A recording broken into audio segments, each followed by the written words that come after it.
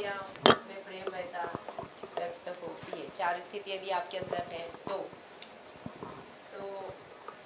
उन्होंने बोला कि एक तो तुम्हारी संवेदनाएं नियंत्रित हों, मतलब आस्वादन अपेक्षा से मुक्त हो, ठीक है। दूसरा उन्होंने बोला था विरोध से मुक्त हो, ठीक है। तीसरा बोला था भय से मुक्त हो और अपने पराई से मुक्त हो। यदि ये 4 स्थितियां हैं तो आप प्रेममयता में व्यक्त हो सकते हो, नहीं तो नहीं होगे। इसको प्रेममयता बोला उन्होंने। ये 4 स्थितियां हैं यदि आपके अंदर, आपकी इंद्रियां संयमित है ना, और आप भय से मुक्त हो, आप विरोध से मुक्त हो और अपने पराई से मुक्त हो, तो ही प्रेममयता भी व्यक्त होगी, नहीं तो नहीं होगी। इसीलिए आगे लिखा ना, ब्रह्मानुभूति बोध सहज आनंद ही पांचों ज्ञान इंद्रियों में आस्वादन सुख की उपेक्षा है। हाँ, क्योंकि मूल्यों का सुख मिल गया है ना, लक्ष्य तो फिर जैसे पर वैराग्य संज्ञा दी जाती, ऐसा इसी को संज्ञानीयता में संवेदनाएं नियंत्रित रहती हैं, ये वही सूत्र है। ये तो संज्ञानीयता क्या चीज है? तो संज्ञानीयता मतलब है ज्ञान विवेक विज्ञान संपन्न होना, है ना। संज्ञानीयता क्या है? मूल्यों के साथ जीना, स्थापित मूल्यों के साथ जीना, है ना, वो संज्ञानीयता है। इंद्रियों के साथ जीना वो संवेदनशीलता है या संवेदना है ना। तो जब इंद्रियों के आस्वादन से मुक्त हो गए, है ना, वो तभी हो सकते हैं जब हम मूल्यों में जीने लगते हैं। उसी को जीवन क्रिया में कहते हैं कि मूल्य मूलक और लक्ष्य मूलक आस्वादन में जीना। ये कब होता है? जब हम लोग वृत्ति में न्याय धर्म सत्य के आधार पे तुलन करने लगे, उससे कम में होता नहीं। तो जैसे ही वृत्ति में न्याय धर्म सत्य के आधार पे तुलन होता है, वैसे ही रुचि मूलक आस्वादन गौण हो जाता है, मूल्य मूलक और लक्ष्य मूलक आस्वादन जो है प्रधान हो जाता है। तो ये जो उसका गौण हो जाना है, यानी नियंत्रित हो जाना है या उपेक्षित हो जाना, यही है यहाँ पे उसी का नाम। की जो संवेदनाएं हैं उनकी जो वैराग्य वाली बात नहीं है, संज्ञानशीलता के अंदर में संवेदनाएं नियंत्रित होना। हाँ, वैराग्य भी है, क्योंकि निर्विजन भी बोलते हैं उसको, आगे बहुत प्रकार से दिया हुआ है कि यदि संवेदनाएं बहुत। अभी लोग जो है ना वैराग्य को ऐसा मानते हैं कि घर छोड़ देना, परिवार छोड़ देना, कपड़े छोड़, संन्यास ले लेना, ऐसा, वो वैराग्य नहीं। विषयों से मुक्ति जो है ना, उसको अभ्यास दर्शन में ही है शायद, कि विषयों से मुक्ति वैराग्य है और ऐषणाओं से मुक्ति पर वैराग्य है ना। इसलिए लोकेशना जो है देव पद तक रहती है, देव पद में ही जाकर हमको अनुभव होता है और हम पद मुक्ति में जाते हैं। ये सब इसमें दिया हुआ है सारा का सारा। तो यदि संवेदनाएं नियंत्रित नहीं होती हैं तो हमारा जीवन पे ध्यान ही नहीं रहता, क्योंकि शरीर पे ही हम घुसे रहते हैं, हमारा पूरा विचार वहीं रहता है। इसको बहुत अच्छे से मैंने अपने में देखा है विश्लेषित करके। जब आप परिचय शिविर पढ़ते हो ना, तो उसमें पढ़ते हो कि शरीर की आवश्यकता क्या है और जीवन की आवश्यकता क्या है। तो इंद्रिय सुख जो है वो जीवन की आवश्यकता नहीं है, वो जीवन की आवश्यकता मूल्य में जीना, संबंध में जीना, व्यवस्था में जीना ही है ना। तो जब हम इंद्रियों को देखने लगते हैं, इंद्रिय संवेदनाओं को जब पहचानने लगते हैं, तो पता चलता है कि ये सीमित है और इससे मेरा लक्ष्य तो नहीं पूर्त होने वाला है। तब धीरे धीरे हमारा विचार जो है वो व्यवस्थानुगामी और उस सब में नियोजित होने लगता है और धीरे धीरे हमको स्पष्टता आती है। ऐसा मैं अपने में करके देखा है ना। तो ये बाबा हमेशा हम लोग को बोलते थे, ये तुम्हारी इंद्रिय संयमित है कि नहीं, ये तुमको पता चलेगा, ये तुम्ही को पता चलेगा, किसी और को नहीं चलेगा, है ना। तो अनुभव में इंद्रिय संवेदना के नियंत्रण के साथ अध्ययन में हम आगे बढ़ते हैं और ये कब तक न रहता है? जब तक अनुभव नहीं हुआ होता। अनुभव होते ही आस्वादन उपेक्षा, इंद्रिय आस्वादन उपेक्षा हो जाती है, मूल्यों का आस्वादन होता है। ऐसा है ये। इसमें एक जगह ये भी लिखा है कि यह ही शून्य ज्ञान और साम्य सत्ता है, ब्रह्म जो है, यह है ना ब्रह्म। तो और एक जगह ऐसा भी आया है कि विश्वास ही साम्य है, विश्वास ही साम्य है ना। और यहाँ पे प्रेममयता लिखा है, मतलब प्रेम ही सत्ता है। तो जिसको हम सत्तामयता कहते हैं, सत्तामयता का मतलब होता है क्रिया का जो प्रभाव क्षेत्र है वहां तक व्यापक सत्ता को पहचानना, वो सत्तामयता है। जैसे व्यवहार क्रिया में प्रेम को पहचानना, वो प्रेममयता है ना। या व्यवहार में विश्वास को पहचानना, वो विश्वासमय होना है, विश्वासमय, विश्वास के साथ व्यवहार। तो मय का मतलब यही है ना। बल की परिभाषा पढ़ोगे ना आप, उसमें प्रभाव क्षेत्र ही लिखा हुआ है। बल की जो परिभाषा है वो प्रभाव क्षेत्र ही है। तो मन का प्रभाव क्षेत्र कहाँ तक है? वृत्ति, इसके बाद वृत्ति के बीच, मतलब मानव वृत्ति के बीच में उसका प्रभाव क्षेत्र रहता है। वृत्ति का प्रभाव क्षेत्र चित्त और वृत्ति के बीच में रहता है, ऐसा है। तो प्रभाव क्षेत्र है वो, क्योंकि क्रिया से ही है। और कुछ इसमें और कोई प्रश्न? सत्तामयता का मतलब होता है कि क्रिया की सीमा तक सत्ता को देखना, पहचानना, देखना, समझना।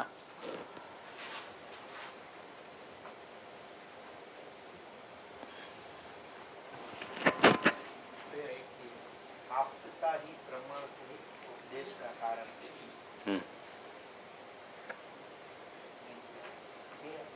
इसमें थोड़ा भी क्लियरिटी चाहिए।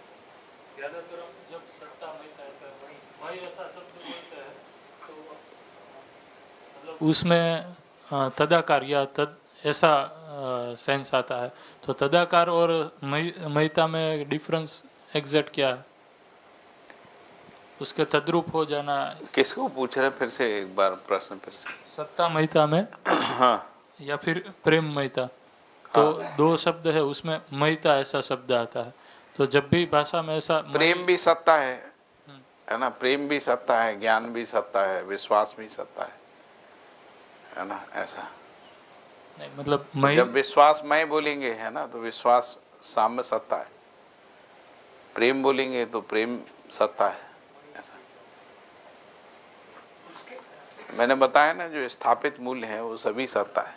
भैया शायद उनका प्रश्न वो है, मयता यानी उसके जैसा हो जाना, शायद ऐसा। तद्रूप और मयता ये एक ही है या उसमें कोई डिफरेंस है? मतलब नहीं, मतलब क्या हुआ? तदाकार, तद्रूप, तत्सान्निध्य, तदावलोकन, ऐसा है। कैसे? उसमें हो जाना, उसके जैसा हो जाना। तो यहाँ पर मैं, हाँ मैं, ऐसे ही तो है। सत्तामय यानी व्यापक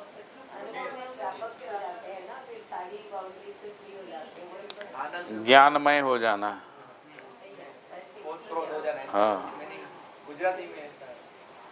अर्थ स्पष्ट हो जाना तदाकारता है ना।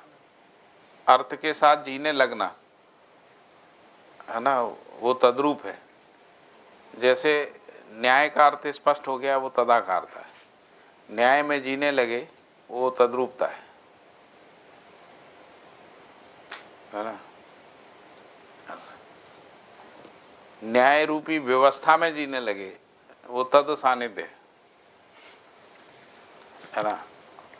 और तदावलोकन भी क्रिया होती है, जब हम बाकी सब चीज़ों को न्याय में देखते हैं, वो तदावलोकन है। जैसे परिवार में न्याय, समाज में न्याय, राष्ट्र में न्याय है ना, शिक्षा में न्याय और स्वास्थ्य में न्याय, विनिमय में न्याय है ना, ऐसा देखते हैं। वो तदावलोकन क्रिया है। तद यानी उसमें, किसमें? सह अस्तित्व में, यानी न्याय में, धर्म में, सत्य में। जैसे नियम में क्रिया का अध्ययन करना, वो तदावलोकन है, क्योंकि तद जो है वो नियम है, तद न्याय है, तद जो है धर्म है, तद सत्य है, जिसको अपन ब्रह्म भी बोलते हैं ना, तद ब्रह्म है। जागृति भी तद है, जागृति भी तद। तो जागृति में जीने लगना, वो तद्रूप हो जाना। जागृति समझ में आ जाना, यानी तदाकार हो जाना।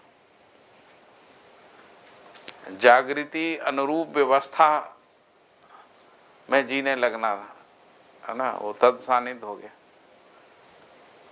जैसे परिवार जागृत हो गया, समाज जागृत हो गया, पूरी मानव जाति जागृत हो गई, वो तत्सानिध्य है। अब वो आपके लिए सुलभ है, सब कुछ सुलभ है, सुख सुलभ है, समृद्धि सुलभ है, अभय सुलभ है, सहअस्तित्व सुलभ है। व्यवस्था, सारी व्यवस्थाएं सुलभता के अर्थ में। जो हम परिवार, समाज, राष्ट्र, अंतर्राष्ट्र आदि जो व्यवस्थाओं की बात करते हैं वो सुलभता के अर्थ में। ऐसा एक है कि हमने भय मुक्ति के लिए प्रयास नहीं किया है, लेकिन भय के कारण अब समाज में नहीं है तो हमको अभय सुलभ हो गया। हमने कुछ नहीं किया है, हमारा जन्म ही ऐसे समाज में हुआ जहाँ सामाजिकता है, वहाँ भय नहीं है, तो सुलभता है। ऐसा तो व्यवस्थाएं सुलभता के अर्थ। और कोई प्रश्न आपका था ना? तो एक प्राप्त होता है और एक आप्त होता है ना। आप्तता, आप्तता ही सहस्थित है। हाँ, कारण है। आप्तता मतलब सहस्थित।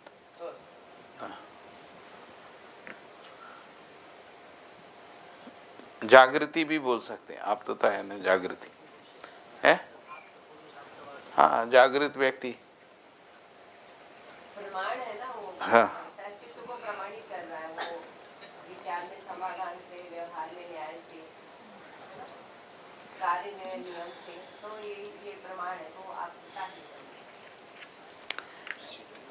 इसमें लिखा है ना, उसके नीचे लिखा है कि जीवन मुक्त, भ्रम मुक्त में आप्तता का अभाव नहीं। तो किसकी आप्तता है? नियम की आप्तता है ना, न्याय की आप्तता है, धर्म की आप्तता है, सत्य की आप्तता है ना, मूल्यों की आप्तता है, स्थापित मूल्यों की आप्तता है। ऐसा पाना नहीं है, प्राप्त नहीं है। आ रहा है, समझ में आ रहा है। और बताइए, और कोई प्रश्न? और कोई प्रश्न?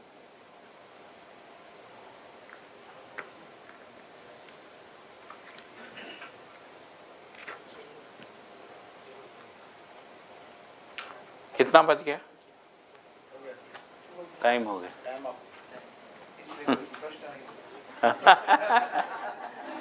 ठीक,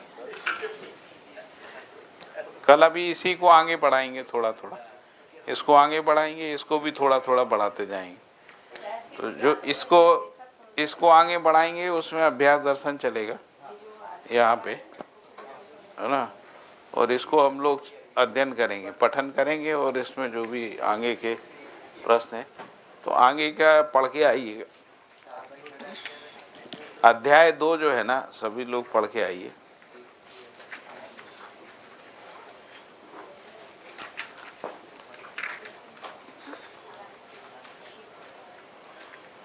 कोई अध्याय 2 में प्रश्न हो तो वो भी सोच के आइए, है ना।